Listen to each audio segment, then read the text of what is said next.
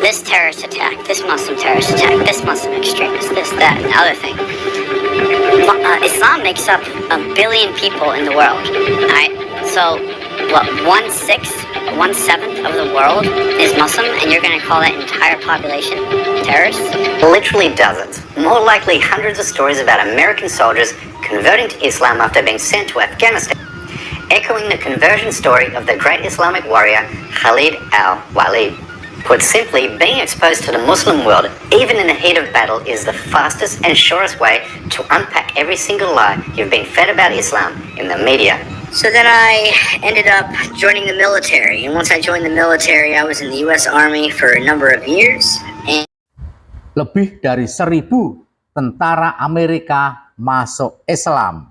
Islamisasi tentara Amerika. Assalamualaikum warahmatullahi wabarakatuh. Bertemu kembali dengan Kang Hussein di Islam TV. Para sobat, penduduk dunia yang beragama Islam hampir mencapai 2 miliar orang. Dan Islam adalah agama yang paling cepat perkembangannya di dunia, terutama di Amerika Serikat dan di Eropa. Di Amerika Serikat, para sobat, hampir setiap hari berbondong-bondong orang masuk Islam. Apalagi pada Ramadan yang lalu. Luar biasa, Masya Allah. Orang-orang cerdas Amerika berbondong-bondong untuk bersyahadat. Tak ketinggalan tentara-tentara Amerika, ribuan tentara-tentara Amerika juga bersyahadat. Bagaimana ceritanya? Kita saksikan. Islam. But I want to set this episode up with some important historical context, specifically in relation to the history of military warfare. You see, when Western historians talk about the greatest military leaders of all time, they point to Napoleon, Julius Caesar, and Alexander the Great, because these figures align with European-centric versions of history.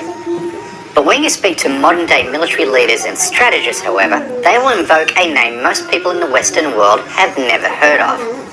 Khalid ibn al-Walid, a 7th century warrior whose accomplishments place him among the 3 greatest military records of all time, having led the Arab Muslim army in victory in more than 50 battles, with 1 dozen of them being described as decisive or pivotal in the rise of Islamic religion. Khalid ibn al-Walid. Al-Walid was a companion of the Prophet Muhammad and one of the Islamic Empire's most capable military commanders. His leadership united Arabia under a single leader for the first time in history. He's known for commanding the forces of the Rashidun army under Muhammad and his successors, the Rashidun Caliphate. It's rumored that he fought in over 100 conflicts and skirmishes, but he's best remembered for 14 significant battles, in which he remained undefeated against the Byzantine Empire and the Sassanid Persians, and helped spread Islam to the greater Middle East. But what's most fascinating about Khalid is he once hated and killed Muslims, and in fact fought alongside the pagan Meccans against Prophet Muhammad's Muslims during the famous Battle of the Trench in the year 625. 2 years later, however, Khalid switches sides and converts to Islam, and he would lead the Muslim army to unifying Arabia for the first time in human history, a feat that neither the Romans, Persians, nor Ethiopians were able to accomplish. Admittedly, I only learned about Khalid recently after a supporter and patron sent me his biography. But now I encourage every non-Muslim to learn about the life and times of Khalid al-Walid. Anyway, his biography got me thinking. It got me thinking about my career covering the so-called war on terror as a journalist. And it got me thinking about the many interviews I have conducted with victims of the US torture program in Afghanistan and Guantanamo Bay, and the American military personnel who watched over them. It makes me remember a guy named Terry Holbrooks. He became a Muslim in 2008, 6 years after he joined the US military to exact misplaced vengeance against Muslims for 9/11. We flew to Ground Zero, so we could see Ground Zero that day. It was the last thing we saw of America before we left was Ground Zero. I mean, they really drilled this intense necessity of hate and anger towards these people. He was deployed to Guantanamo Bay, where the worst kinds of torture were inflicted upon more than 500 innocent Muslims, who had nothing to do with Al-Qaeda or 9/11. But it was here that he found Islam. And obviously, as time has shown, we've sent 550 of them home now, so they weren't guilty to begin with. They were always smiling. There must be something in your faith or in your life that's lacking in mine, because I'm here. I'm not smiling every day, but you are. That's amazing. You know, what do you have that I don't? You see, the thing about Islamophobia is it's rooted in unfamiliarity and geographical distance. Put simply, we are easily made afraid of things we have no personal experience with. So when the war on terror got underway, it was easy for the US government and media to whip up fear about the Muslim world, given an overwhelming majority of Americans don't even know a solitary Muslim person. This was certainly the case for Miles, a former US Marine who converted to Islam after serving 2 tours in Afghanistan. Well, then another perception is, look, Muslims are terrorists, that sort of deal. Well, people fear what they don't know. The majority of Americans don't have Muslim friends. They don't know anything about Ramadan or Nowruz or praying 5 times a day or whatever. What Americans see is in the news, is in the CNN. And they see, this terrorist attack, this Muslim terrorist attack, this Muslim extremist, this, that, and the other thing. Islam makes up 1 billion people in the world, alright? So, what, 1/6, 1/7 of the world is Muslim, and you're going to call that entire population terrorists? Literally dozens. More likely hundreds of stories about American soldiers converting to Islam after being sent to Afghanistan, echoing the conversion story of the great Islamic warrior Khalid al-Walid. Put simply, being exposed to the Muslim world, even in the heat of battle, is the fastest and surest way to unpack every single lie you've been fed about Islam in the media.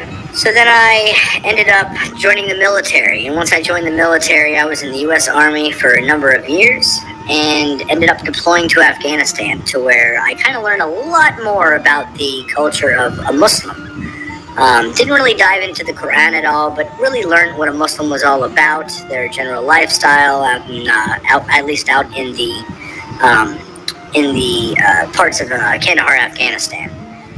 And found some of the most peaceful people that I have ever met in my life. Definitely gave me a different view than what I had seen here in the West when it comes to different news channels and different things that are thought and, stereotypes of Muslims. So learned that they were not exactly what I was taught.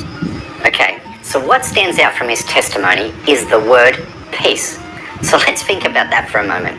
He was sent to a Muslim country by an invading military force to kill what he had been told were threatening and violent locals, but only to discover they lived peacefully and in accordance with their religious faith, while his country was invading and bombing countries all around the world. It's this realization that has drawn so many current and former American servicemen and women to Islam. The very religion had been convinced the United States was at war against, like this US Marine sergeant who converted to Islam while serving in Iraq. Sean Blackwell is a former sergeant in the U.S. Army. In May 2003, a few months after the U.S. invasion of Iraq, he was on guard duty outside the health ministry in Baghdad. A young Iraqi woman approached him. She was looking for work. They got to talking. So I was like, hey, do you have a girlfriend? Doesn't mean like I wanted to be his girlfriend or anything. I was just curious. And he said, no, but if I'm going to be marrying someone, I'll be marrying you. They kept meeting. 3 months later, they decided to get married. Sean converted to Islam against his commander's wishes. Converting to Islam while fighting a war against a Muslim population on behalf of your imperialistic government is a paradox that could not be more stunning. When Islam rightfully claims to be the religion of peace, then these conversion stories must count as its best advertisement. But if you're looking for a story that will literally knock you down in amazement, then the story about Richard McKinney, a former US Marine who served in Somalia and Afghanistan, promises to leave you speechless. You see, he was so radicalized by anti-Muslim hate that he planned to bomb an Islamic center in Indiana. I had devised a plan, create my own IED, homemade bomb, and I was going to set it off right outside the Muncie Islamic Center. 200 plus killed or injured. That was the plan. I saw an opportunity to do one last thing for my country. This was my rationale. I knew I would end up in a federal prison with a needle in my arm. I didn't care my hatred of Islam. It was the only thing that was keeping me alive. But a moment he shared with his young daughter made him rethink his plan. So he decided to give the local Muslim community one chance to prove that Islam isn't the violent religion he had been led to believe. so he visited a mosque he intended to bomb. So I went to the Islamic Center, see a gentleman in the shoe room taking off his shoes. He looks at me and he smiles. He said, "Can I help you?" And I said, "Yeah, I want you to teach me about Islam." So he went and he gave me a Quran. "Read this. Come back when you have questions." So I did. And I would see things in the book. I'd be like, "There it is. I got them right there. Explain that to me." And they would. This was a kind of awakening. Long story short, 8 weeks after that first day I stepped into the Islamic Center, I became a Muslim. Now here comes the kicker. 3 years after converting to Islam, he became the president of the very same Islamic Center he had planned to attack in 2009. Now, if you're thinking I've cherry-picked a few select stories to paint a broader picture, then you'd be wrong. The internet is literally filled with similar convert stories, and across multiple nationalities. You'll find British soldiers, Australian soldiers, and French soldiers converted to Islam during and after their deployments to Muslim lands. Para sobat, sepertinya terjadi anomali di mana pemerintah Amerika Serikat mengirim tentara-tentaranya ke negara-negara Muslim untuk keperluan berperang atau menjaga negara tersebut. Tapi yang terjadi adalah justru Islamisasi tentara Amerika. Sangat banyak, bahkan ribuan tentara Amerika berbondong-bondong masuk Islam. Bagaimana pendapat para sobat? Silahkan tulis di kolom komentar. Mohon maaf jika ada yang salah. Wassalamualaikum warahmatullahi wabarakatuh.